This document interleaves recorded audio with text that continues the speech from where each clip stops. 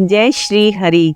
सूत जी कहने लगे, भागीरथ के वंश में सोदास नाम का राजा था, जिसका पुत्र मित्रसेन था। वह वशिष्ठ जी के श्राप से राक्षस हो गया, परंतु गंगा जल के प्रभाव से परम पद को प्राप्त हुआ। तब ऋषि कहने लगे, हे सूत जी, वशिष्ठ जी ने किस कारण उसको श्राप दिया, सो आप कहिए। तब सूत जी कहने लगे, अत्यंत धर्मज्ञ सोदास राजा शिकार खेलने के लिए वन में गया। राजा ने वन में अनेक मृगों को मारा। फिर राजा धूप में भूख और प्यास से दुखी रेवा नदी के तट पर आया। उसका पुत्र मित्रसेन नित्य नियम करता था। राजा ने रात्रि वहीं बिताई। प्रातः समय उठकर फिर शिकार की तलाश में गया। उसी समय मृग की खोज में फिरते हुए राजा ने पर्वत की कंदरा में व्याघ्र और व्याघ्री को मैथुन कर्म करते देखा। राजा ने कान तक धनुष खींचकर उन पर बाण चलाया, जिससे व्याघ्री घायल होकर राक्षसी रूप होकर पृथ्वी पर गिरकर मर गई।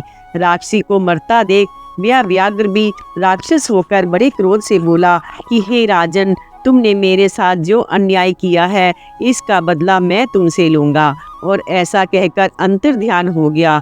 राजा ने डरते हुए अपने नगर में आकर सब वृत्तांत अपने मंत्रियों से कहा।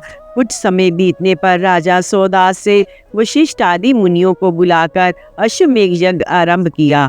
वशिष्ठ जी ने विधिवत ब्रह्मा आदि देवताओं को हवि देकर यज्ञ को समाप्त किया और स्नान करने के लिए नदी पर चले गए। इतने में वह राक्षस, जिसकी राक्षसी की राजा ने मैथुन कर्म करते हुए मारा था, क्रोधित होकर अपना बदला लेने के लिए वहां पर आया और गुरु वशिष्ठ जी को स्नान करने के लिए गया हुआ देखकर उनका रूप रखकर राजा से कहने लगा, हे राजन, हम मांस खाएंगे, हमारे लिए मांस बनाओ। फिर उसी राक्षस ने रसोइये का रूप धरकर राजा को मनुष्य का मांस बनाकर दिया। राजा ने गुरु वशिष्ठ के स्नान करके वापस आने पर सोने के थाल में रखकर वह मांस का थाल निवेदन किया। गुरु वशिष्ठ ने ज्ञान दृष्टि से मनुष्य के मांस का भोजन जानकर क्रोध युक्त हो राजा को श्राप दिया, हे राजन, तुमने हमें मनुष्य मांस खिलाने की चेष्टा की, राक्षसों का भोजन दिया, सो तुम भी राक्षस हो जाओ।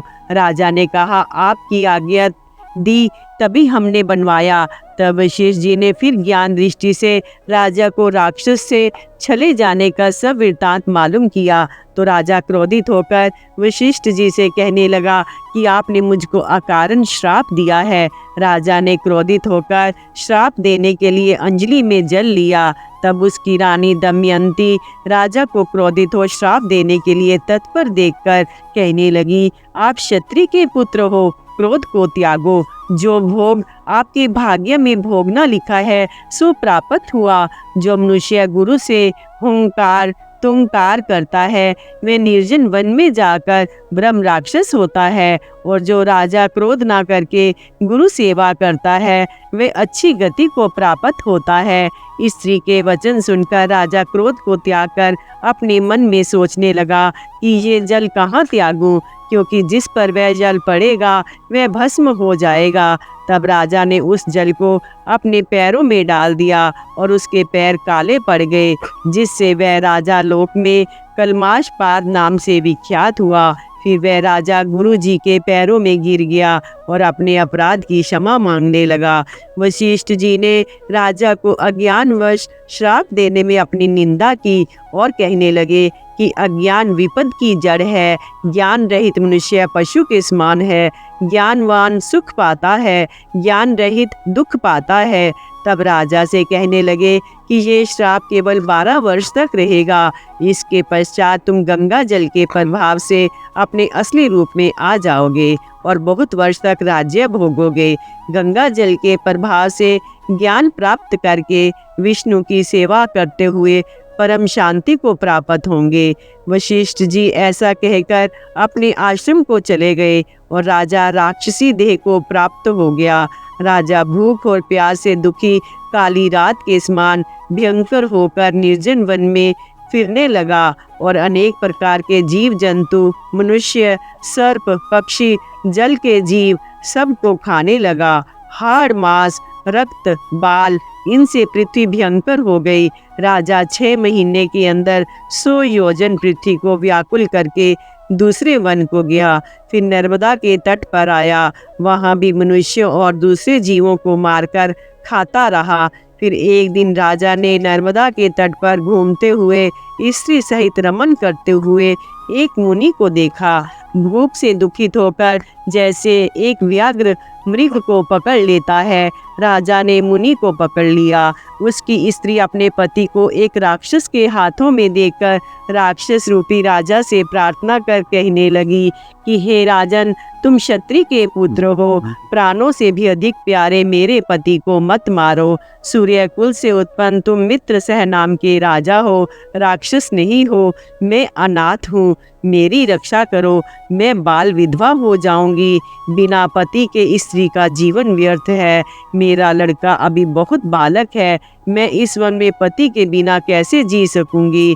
तुम मेरे पति को प्राण दान देकर मेरी रक्षा करो, प्राण दान के समान और कोई दान नहीं है। ऐसा कहकर ब्राह्मणी राक्षस के पैरों में गिर पड़ी। ब्राह्मणी के इतना कहने पर भी राक्षस को कुछ भी दया नहीं आई। फिर जैसे व्याघ्र मृग के बच्चे को खा जाता है, वैसे ही उस ब्राह्मण को खा गया। तब क्रोधित होकर ब्राह्मणी ने कहा कि मैथुन कर्म में रत तुमने मेरे पति को मारा, इसलिए जब तुम भी स्त्री संग करोगे तो नाश को प्राप्त हो जाओगे। तुमने हमारे पति को मारा, इस कारण राक्षस योनि में रहोगे।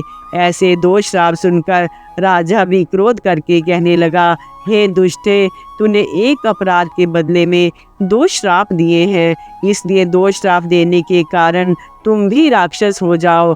तुम पुत्र युक्त पिशाचनी होकर इसी वन में फिरती रही। सूत जी कहते हैं कि हे ऋषियों, इस प्रकार श्राप युक्त वह पिशाचनी पुत्र युक्त क्षुधा से दुखित होकर रोने लगी।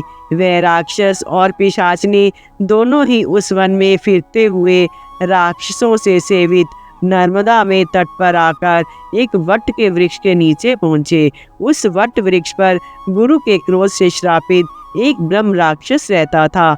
वह उन दोनों राक्षस और पिशाचनी को वहां पर आया देखकर क्रोध से बोला, अरे तुम कौन हो और किस पाप के कारण तुम्हारी ये दशा हुई है। राजा ने ये सुनकर अपना और पिशाचनी का सारा वृत्तांत सुनाया। जय श्री हरि, जय श्री हरि।